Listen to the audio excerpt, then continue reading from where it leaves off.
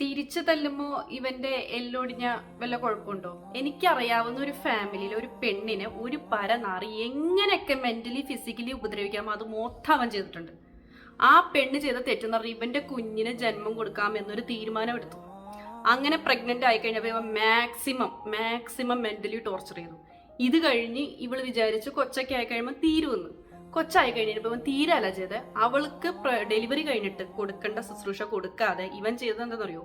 വടിയെടുത്ത് അതിനെ എങ്ങനെ കടിക്കാവോ അതുപോലെ കടിച്ച് അവളുടെ ശരീരത്ത് എങ്ങനെയൊക്കെ പാടുണ്ടാക്കാവോ മൊത്തം അവൻ ഉണ്ടാക്കിയിട്ടുണ്ട്. ഇത് കഴിഞ്ഞ് ഈ ഒരു സ്റ്റേജ് ഒക്കെ കഴിഞ്ഞു ഒരു 3-4 മാസം അങ്ങനെയൊക്കെ അങ്ങ് പോയി. പിന്നെ പോലീസും കാര്യങ്ങളൊക്കെ ഇൻവോൾവ് ആയി. ഈ വടി എടുത്തോണ്ട് അപ്പോൾ ഓട്ടോമാറ്റിക്കലി പെണ്ണെന്താ വിചാരിക്കുക, വടി കൊണ്ടുപോയി പോലീസ് വന്നു, ഓക്കെ ഇനി അവന്റെ ഭാഗത്തുനിന്ന് അങ്ങനെ ഉണ്ടാവില്ല. തെറ്റി. ഇവൻ തിരിച്ചു വന്നു കഴിഞ്ഞപ്പോ ഇവന്റെ പക എന്തായിരുന്നു അറിയോ?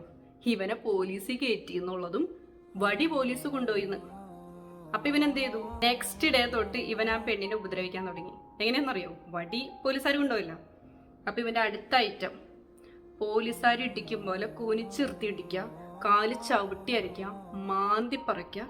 ഇതുപോലത്തെ മെന്റലും ഫിസിക്കലും ആയിട്ടുള്ള ഹറാസ്മെന്റ് പിന്നെയും കണ്ടിന്യൂ ചെയ്തോണ്ടിരുന്നു. ഇവ നാറി എന്നിട്ട് പിന്നെ കുറച്ച് നാൾ അങ്ങനെയൊക്കെ പോയിടേ. ഒരു പരിധി കഴിഞ്ഞപ്പോ ഈ പെണ്ണ് റിയാക്ട് ചെയ്യാൻ തുടങ്ങി. അപ്പൊ ഇവനും ഇവന്റെ ആൾക്കാരും ഇപ്പൊ പറഞ്ഞു നടക്കുന്നത് എന്താണെന്നറിയോ? സൈക്കോപാത്താണ്, പെണ്ണിന് മെന്റലി പ്രശ്നമുണ്ട്. ഇതുപോലെ ഒരു ടോർച്ചർ അനുഭവിച്ചൊരു പെണ്ണ് ജീവനോട് ഭൂമിയിൽ ഇരിക്കുന്നതിന് വലിയ കാര്യം. അത്രയ്ക്ക് ഇവനൊക്കെ കാണിച്ചു കൂട്ടിയിട്ടുണ്ട്. ഇങ്ങനെയുള്ളവന്മാരെ എന്ത് ചെയ്യണമെന്നാണ് നിങ്ങൾ പറയുന്നത്? ഒന്ന് കമന്റ് ചെയ്യും.